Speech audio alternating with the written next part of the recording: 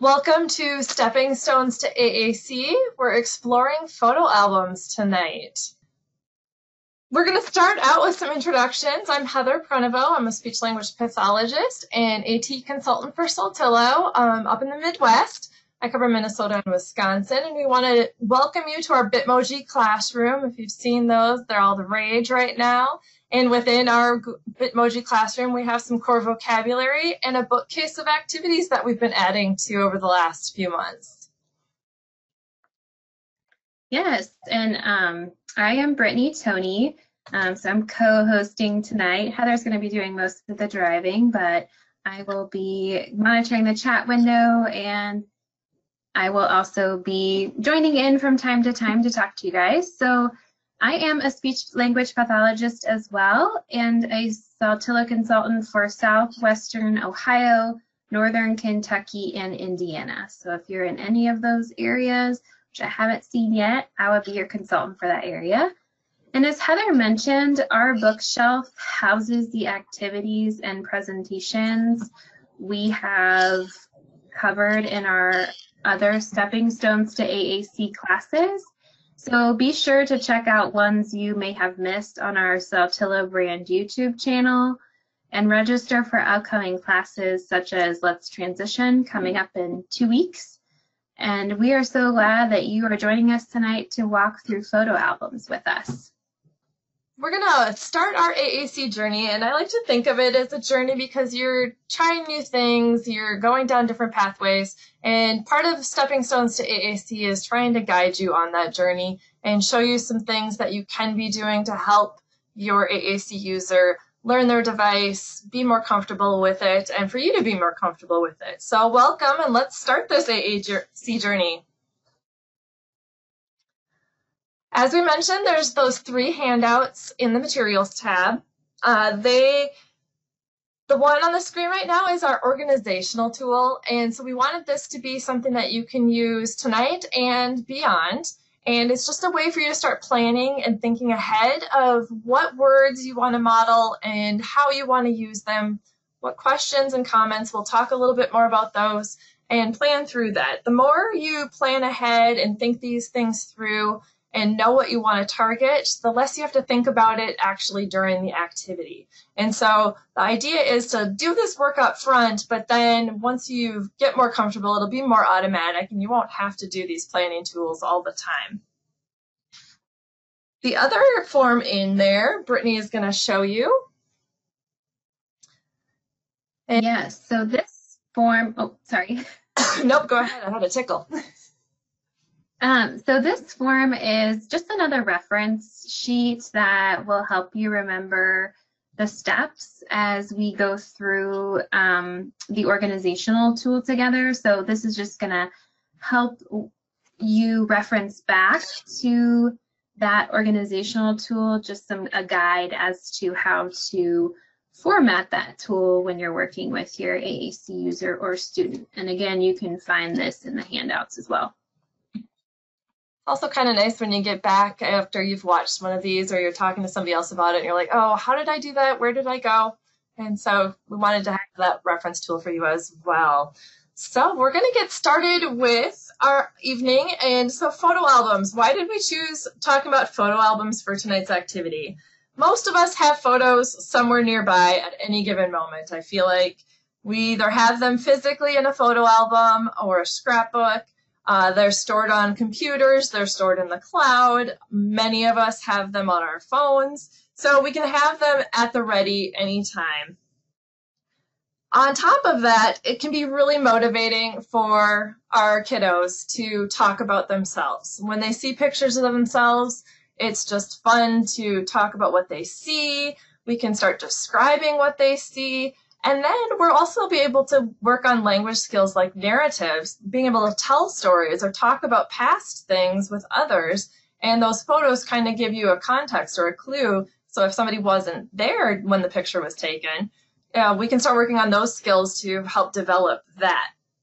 It just provides so many opportunities for communication at any age. So one of my favorite things is using photos and photo albums. So we're going to start with that tonight. We're going to start with a little video clip I've made a little PowerPoint book photo album with permission from my own children to use some pictures of them when they were younger. Promise not to use anything embarrassing, so hopefully they're still happy with me. And I want you to watch this and jot down or think about, you can chat it in the chat window, words that you're hearing frequently that I use to talk about the photos during this video clip.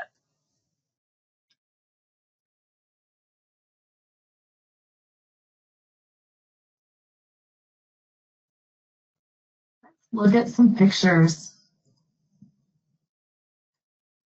Oh, do you remember this when you were little? You did not like the cast. It was itchy. Do you remember how it made you feel?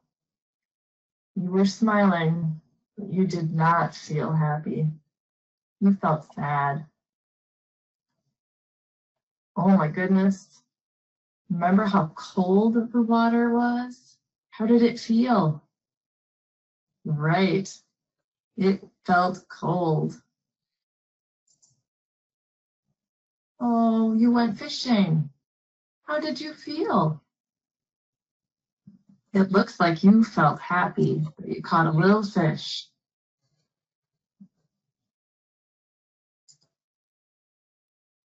And then we went swimming with the dog. I see the dog swim. Ned felt happy. How did you feel? Look at you silly girls. You were doing gymnastics. You like gymnastics and dance. What do you see here? I see that you're at baseball. You like baseball. Where are we? I see that we are outside. Looks like you're going to shoot a bow and arrow. How did you feel? Right, you did feel scared. Oh, we were playing baseball again. How did you feel about winning a medal? Oh, I see the smile on your face. You liked winning a medal. You did not like that you had a broken thumb. Wow, you were being very brave. I think you liked holding an alligator. Oh, where was this? What do you see? I see Abraham Lincoln and you standing next to him. You look very small. All right, so I see some people helped chat in the chat window, so thank you. Some of the words that you guys noticed that I used a lot during that. And I'm going to have Brittany. Oh, it says I took over, so I'm going to stop moving my mouse. My apologies, Brittany. Brittany's going to type for us on our form some of the words that you heard her using. So I see in the chat window the word feel. I see the word like, see, remember, you, not like. Good. And the ones that I had in my head, you guys came up with as well. And I did want to point out that I love, Sasha, that you brought up the word remember, and I did use it a lot. One thing that I like to do with the word remember, especially when we're using visual prompts like this, is that it's not an easy concept for students of any age to understand and use, but we can start modeling that word and talking about things they see to connect the dots, and then maybe start talking about what they think. So I like that you pointed out that word. But let's target tonight the words feel, see, and like. And the other nice thing about these words is we can use them for any pictures. So they're not just for the pictures you saw tonight. And when we get to our next slide, you'll notice that they are core words. These are words that we're going to see on our core board, on our main page, that we'll be able to use in a variety of different things. Yeah, you guys are doing great with the participation. Thank you. I also like how you guys are including those pronouns, which are so important. Yes, and having you and I and me, those kinds of things. I always say, as you get more comfortable, we picked 3. If you're feeling comfortable and want to start adding that I and you or she and he, by all means, go ahead and start adding them. I just don't like to have anybody feel overwhelmed that they have to model too much. So we find the next step is taking that low-tech board or taking your child's device and finding those words and finding where they're at. So when you find them ahead of time, even though I know where these words are most of the time, I still like to practice what I'm going to say and finding them on the board ahead of time, just so I'm not spending time scanning and trying to find it later. So there's where they are.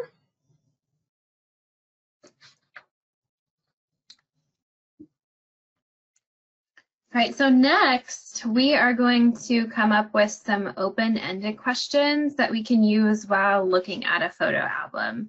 So just in case you are not familiar with the term open-ended question, an open-ended question is a question that cannot be answered with a yes or no response, or a question that does not continue the conversation.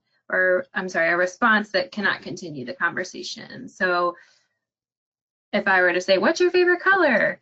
And my child said pink, that would be not an open-ended question. That would be what we call a closed-ended question.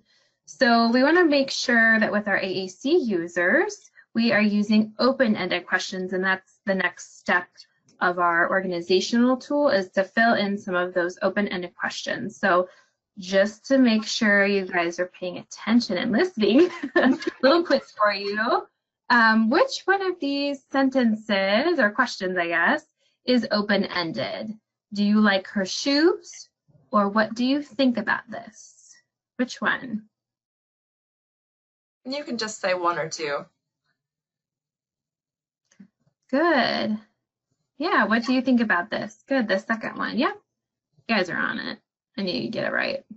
Yeah, all right, yeah, so we're not getting a yes/no response because that really just kind of kills the conversation. I can just respond. And do I need my AAC to do that?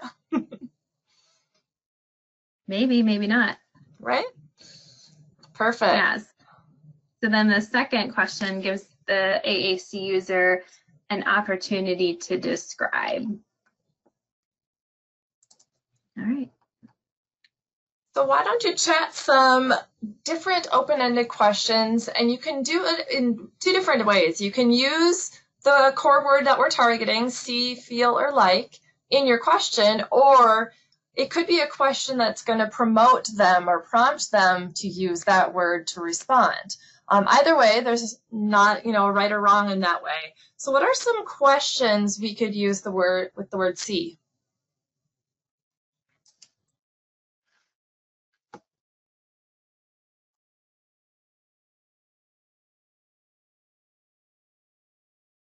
Who do you see? I like it. What do you see? Perfect. Different question words, and I like how we can tackle those. And if you noticed, I used a where question to prompt a see response as well. And so, yeah, comments. Good, Christina, you're ready for the next step. We're going to stick with a couple more open-ended questions, and then we'll add some comments in there. So how about some questions for the word feel?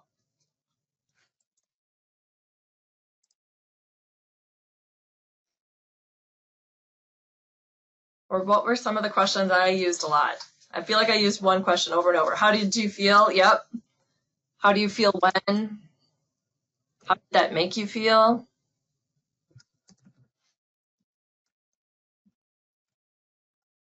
Good.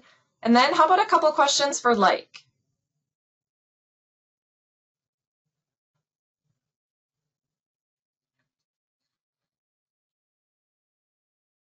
Oh, I like that one too. How did it feel in your hands? I like that. What do you like? And that one gets tricky because if you listen to some of my questions, I did, did you like it? That gives us a yes, no. And it's hard, even you're supposed to be asking open-ended, that sometimes you still get back to what's easier, and that's asking a yes, no. So awesome. Well, we're going to get to the next step, since you guys are right on top of it with the open-ended questions. Possible comments. If your child doesn't respond to open-ended questions yet, or they're just not familiar with getting those responses, it's okay, and we can start modeling comments that would be what they could respond with. It could also be that we're modeling other comments that we ourselves like. So whatever's going to fit into your activity, when we were looking at the pictures, we can start thinking about the different phrases that we can model for them.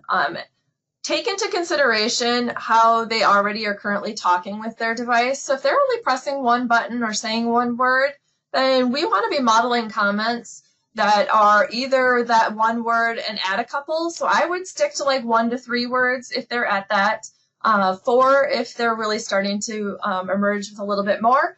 And if they're doing 2 words already, start modeling, 2, 3, 4 words. And so the little note here is that don't go any more than 2 to 3 words beyond what they're currently saying. Thinking of it as when we have children that are learning verbal speech, we don't go from them saying ball and we start modeling a 5-word sentence. We'll go, oh, ball, red ball, and just add a little bit. And we want to do the same thing with their communication device and model just at or above their language level. We don't want to overwhelm them.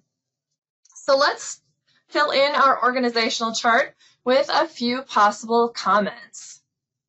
So how about for the word see? I know we had some already up here, so I'm going to scroll back up, Brittany, and see.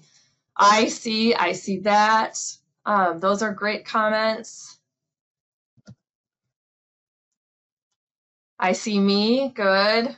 Yeah, and even just commenting about, I see trees, I see green. If you're trying to work on colors or shapes, whatever it is you see in the pictures, you can model I see with all of those. So that's kind of a versatile, really fun word. How about comments we can use feel?